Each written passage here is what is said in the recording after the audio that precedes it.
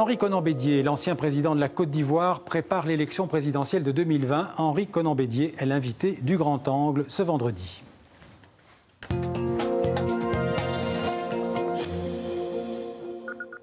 Bonjour Henri Konan Bédié. Bonjour, Monsieur Lambrecht. Merci d'être avec nous sur TV5 Monde. Bienvenue sur TV5 Monde. Je rappelle que vous avez été le président de la Côte d'Ivoire de 93 à 99 et avant ça, plusieurs fois ministre du président Houphouët-Boigny, le père de l'indépendance de la Côte d'Ivoire, auquel d'ailleurs vous avez succédé en 93. Henri Konan Bédié, il va y avoir des élections en Côte d'Ivoire en 2020, aux élections de 2010 et de 2015. Vous aviez soutenu l'actuel président Alassane Ouattara. Pourquoi ne pas le soutenir l'an prochain, lui ou celui qui sera désigné par son parti? Alassane et Ouattara, nous avions conclu un pacte, une alliance qui faisait que le PDCI-RDA le soutenait pour ces élections. Le PDCI-RDA, c'est votre parti? Bon, c'est mon parti. D'accord. Mais chemin faisant, il s'est avéré que le président Ouattara et son parti, le RDR, ont préféré fonder un autre parti pour soutenir son action. Donc, le PDCI se trouvait exclu et le PDCI a décidé donc de sortir de cette alliance. Ouais. Ce qui veut dire qu'entre vous et Alassane Ouattara, aucune collaboration possible dans l'avenir? Sur le plan politique, et actuellement, il n'y a pas de collaboration. Il ne peut y avoir de collaboration que si des sujets graves, intéressant la nation, se présentaient. Mais pour le quotidien, chaque parti mène son action. Alors, Alassane Ouattara et vous-même, vous vous affichez tous les deux comme les héritiers du président Houphouët-Boigny dont je parlais à l'instant. Vous estimez que vous avez plus le droit de revendiquer l'héritage d'Houphouët-Boigny que Ouattara? Oui. Pour quelle Tout raison? le monde sait très bien que le président Houphouët-Boigny, pour mener son combat, avait créé le Rassemblement démocratique africain, le RDA, dont une section territoriale de l'époque était le PDCI que je dirige. D'accord. Et le président Houphouët-Boigny n'a eu de cesse que de s'occuper de ce parti comme la prunelle de ses yeux. Et avec la création du RDR unifié, parti unifié de M. Alassane Ouattara, il a demandé la dissolution, n'est-ce pas, ce parti qui a été créé par le père fondateur, président Félix Houphouët-Boigny, ce que j'ai refusé. Et donc, je suis et moralement et légalement l'héritier légitime du président Houphouët-Boigny et président du parti qu'il a fondé. Une question sur le bilan d'Alassane Ouattara au pouvoir en Côte d'Ivoire. Depuis 2012, la croissance en Côte d'Ivoire est très forte, en moyenne à peu près 8% par an. C'est un bilan positif pour le président sortant? Dans un premier temps, le temps de notre alliance, ce fut un bilan positif et même très satisfaisant. Mais cela était dû au fait de désendettement du pays décidé par les institutions internationales. Cela est dû à la confiance retrouvée des investisseurs. Mais depuis 2017, cette croissance a commencé à baisser, compte tenu d'abord de la rupture de notre alliance et ensuite du fait que l'agriculture qui faisait la base de l'économie n'a pas été suffisamment traitée dans l'action du président Ouattara. Et ensuite, le fait que les 90% des entreprises ivoiriennes sont de petites entreprises de l'informel. Par conséquent, il y a une sous-fiscalisation du fait qu'aujourd'hui, la croissance du pays est à 7,4% du PIB. Ce qui est pas mal. C'est pas mal, mais compte tenu de la croissance démographique en Côte d'Ivoire, cela se trouve un peu en dessous de ce que nous avions l'habitude de réaliser. Henri Konan-Bédier, je disais que vous avez rencontré lundi à Bruxelles Laurent Gbagbo, qui est lui-même un ancien président de la Côte d'Ivoire. Est-ce que vous allez sceller une alliance politique avec Laurent Gbagbo dans la perspective de la présidentielle de l'an prochain? Je ne saurais vous répondre pour le moment, parce que vous savez les contraintes que subit le président Gbagbo à Bruxelles. Il est astreint à résidence surveillée, ou surveillance judiciaire.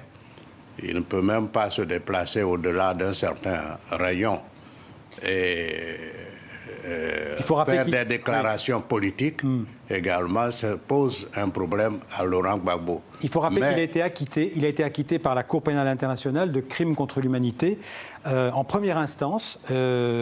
Pour vous aussi, vous acceptez ce verdict, vous approuvez ce verdict de la Cour pénale internationale? Pour vous, il n'a rien à voir avec les dramatiques événements qui se sont déroulés en Côte d'Ivoire en 2010-2011. Il y a eu 3000 morts. Laurent Gbagbo est allé à La Haye, mais après le jugement en première instance, comme vous dites, il a été acquitté pour insuffisance de preuves.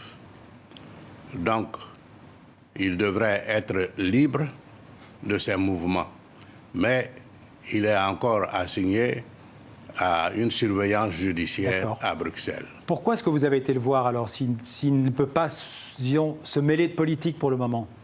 Mais tout simplement parce qu'il faut préparer l'avenir, car il ne fait pas de doute qu'un de ces jours, il sera entièrement libre de ses mouvements et pourra rentrer en Côte d'Ivoire pour s'inscrire au débat politique avec nous. Ce qui veut dire que pour vous, Henri Konan-Bédier, l'avenir de la Côte d'Ivoire, c'est tous contre Ouattara? Non, nous ne procédons pas à une plateforme de l'opposition pour l'exclusion d'une personne ou d'un groupe. Au contraire, c'est pour l'inclusion de tous, l'intégration de tous ceux qui habitent en Côte d'Ivoire. Dans ces conditions, on ne peut pas dire que c'est une alliance contre Ouattara. Mais est-ce que vous-même, vous serez candidat l'an prochain à la présidentielle de 2020? Je ne puis vous répondre en ce moment parce que c'est la convention du parti que je dirige qui désigne le candidat. Et la convention ne s'est pas encore tenue. Elle se tiendra au deuxième semestre de 2020. C'est à ce moment-là qu'on saura. Si la convention vous le demande, vous êtes prêt à y aller? J'aviserai à ce moment-là. Alors, il y a un quatrième homme dans le jeu politique ivoirien, c'est Guillaume Soro. Il a été Premier ministre de Laurent Gbagbo et d'Alassane Ouattara. Il a été président du Parlement. Est-ce que, selon vous, il peut faire partie de cette coalition anti-Ouattara? Il fait déjà partie de cette alliance. Pour la réconciliation nationale, dans l'intérêt de la réconciliation nationale. Pour vous, ce n'est pas une alliance anti-Ouattara, c'est une alliance pour la réconciliation nationale? Non, je ne parle pas d'une alliance contre quelqu'un. Alors, il y a une institution ivoirienne qui va jouer un rôle crucial l'an prochain, c'est la Commission électorale indépendante. C'est exact. Elle vient d'être réformée par le Parlement ivoirien. Est-ce que vous rejetez cette réforme? Est-ce que vous estimez que la commission indépendante ne sera pas indépendante? Cette réforme n'a pas répondu à nos attentes. La commission devait être composée de façon équitable, ce qui ne l'a pas été. Ensuite, la commission devait être suffisamment indépendante.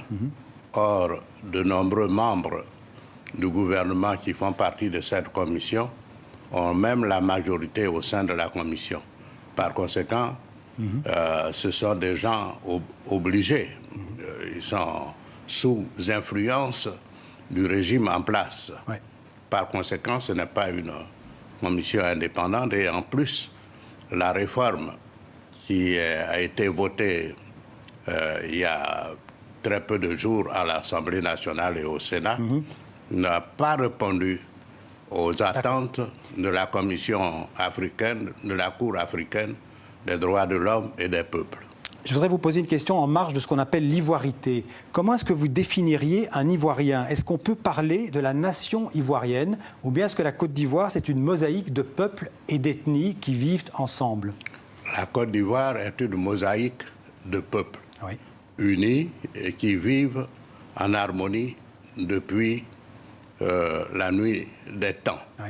Mais ce qu'on appelle l'ivoirité, c'est justement cette mosaïque de peuples, sa culture, son identité.